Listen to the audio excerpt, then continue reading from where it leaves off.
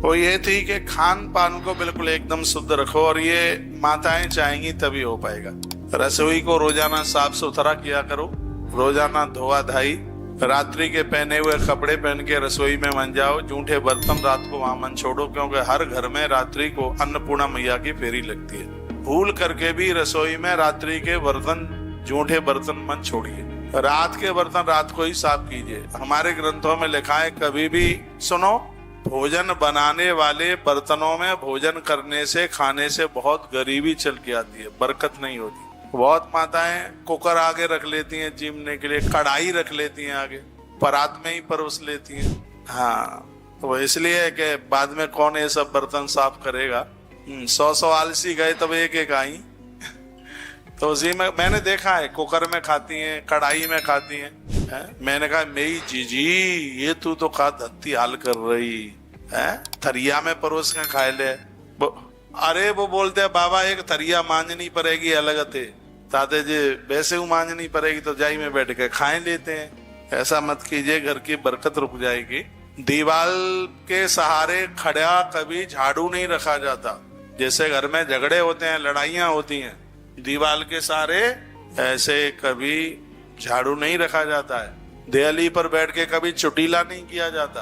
हाँ, देहली पर बैठ के चोटीला करोगे तो, चोटीला चोटी करोगे तो घर की भाग्यलक्ष्मी तो चली जाती है, लेकिन ऐसा भी बताते हैं कि लोग कुरूप हो जाते हैं, हाथ टूट जाएगा, पाम टूट जाएगा, आंख फूट जाएगी और कुछ हो जाएगा। देहली पर बैठकर कभी भी छुट्टियां नहीं करनी चाहिए। कभी भी केस के टूटे हुए जो बाल हैं उनको इकट्ठा करके उसको कहीं दीवार में खुरस दो बाहर, नहीं तो फिर उनको इकट्ठा करके कहीं बाहर उसको फेंको। ये नहीं है पूरे घर में वो घूमते ही रहे। हाँ, बाल 3000 रुपया किलो दिखाओ अम्मा, 3000 रुपया किलो बाल बिक रहे तो हमारे तो बहुत के बिक जाएंगे। 4000 कहा हो भाई जिन बालन को। हाँ, अच्छा, जो तुम लोगों ने के टूटे आते हैं जाई में यही बिकते हैं 4000 रुपया किलो। तो एक बार में बाल टूट गए कितने, 100 ग्राम इकट्ठा करते रहते हो और बेच दे तो खूब रुपया कमा रहे हो जोते हैं। पहले तो डुकरियां वो आती थी, ककई ऐसी आती थी, एक कंगा तो होता ही है, ककई और होती देखी कभी। और वो जब मैं काटती तो इतना जुआ फैला देती जी, अम्मा के पूछो ही मत। अब ना जुआ हुए, पहले जो कत्ते रहती, अंगूठा पे धरी ऐसे ही कत्ती रहती है, देखी होंगी तुमने, अंगूठन ते ही पिचकावत रहती वह जुए ने मारत रहती। और ककई थे इतने से बिन के बाल टूटे, मैंने कहूँ दीवार में जाके जो ऐसे खुद से रहे संभाल के रखते। अरे वो तो 4 रुपया किलो बिक रहे हैं तो संभाल के तो धरेंगे। और हमें जो आज पहली बार ही पता पड़ी है कि बालू बिकते हैं। माँ तिरुपति बालाजी में तो बहुत गल्ले लगे होते हैं बालन के। और जो बालन की कटिंग की जो दुकान पे जो बाल कटते हैं वे, अच्छा वो कटिंग के बाल पहना ले, अच्छा तो मैयन के बाल बिकते हैं, तो तुम्हारे बाल बड़े महंगे बिकते हैं। अच्छा, जो सफेद बाल बिकते हैं काले बाल, अच्छा तुमने कहा उन्हें जुआ देखे हैं जो सिर में पड़ जाए, नाखूनन ते कहूँ मारे हुए ऐसे डोकरियन ने मारे होंगे।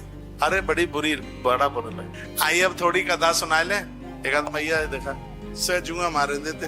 बोलो बांके बिहारी लाल की, श्री हनुमान जी महाराज की जय जय श्री राधे, जय जय श्री राधे।